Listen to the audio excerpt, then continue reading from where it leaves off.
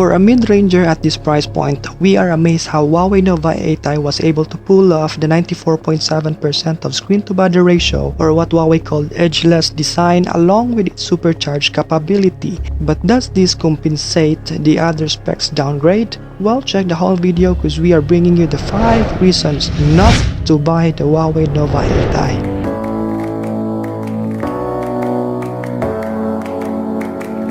One of the biggest weakness of the phone is the processor that Huawei choose to run it. The Nova 8i uses a Qualcomm Snapdragon 662 chipset, while the Snapdragon 662 is a fairly decent processor on its own.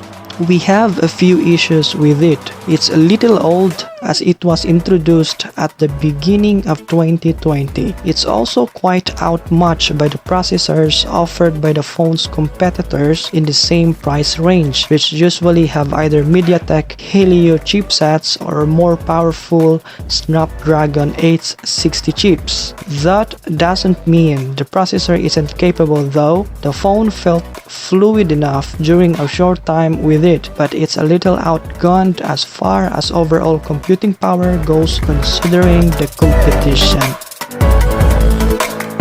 Huawei Nova 8i is not capable of 5G connectivity. You may want to upgrade to its sibling, the Nova 8. Somehow disappointing at the price point of 8,000 to 9,000, you can buy the Poco M3 Pro and the Redmi Note 10 and enjoy a higher network connectivity of 5G or 5th generation. Not to mention the two giant networks Globe and Smart have implemented around 70 to 90% expansion of 5G to their sites around the country. And oh, Nova 8i does not support NFC 2.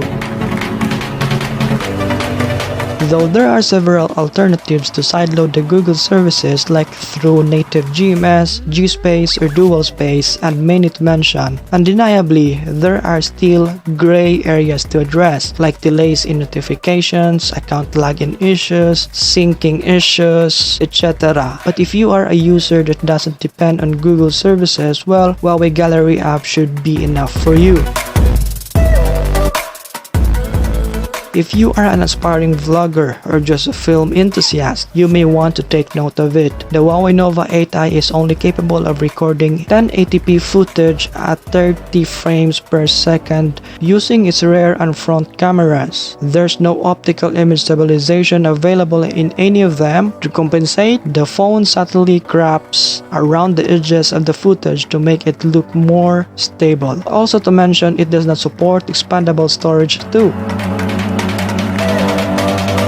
The display has a full HD resolution with a screen-to-body ratio of 94.7%, though it's mostly stuck with a 60Hz refresh rate. The lack of a fast refresh rate will hurt the Nova 8i in its price bracket, especially since many of its rivals have either better AMOLED display or faster refresh rates for roughly the same amount of money.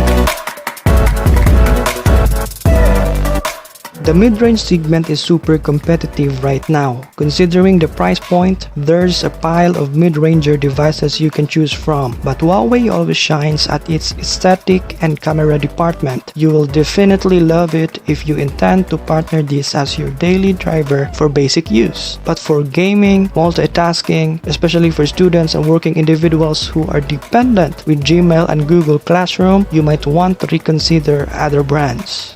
If you like this video, please consider subscribing and hit the bell icon for more updates. Adios!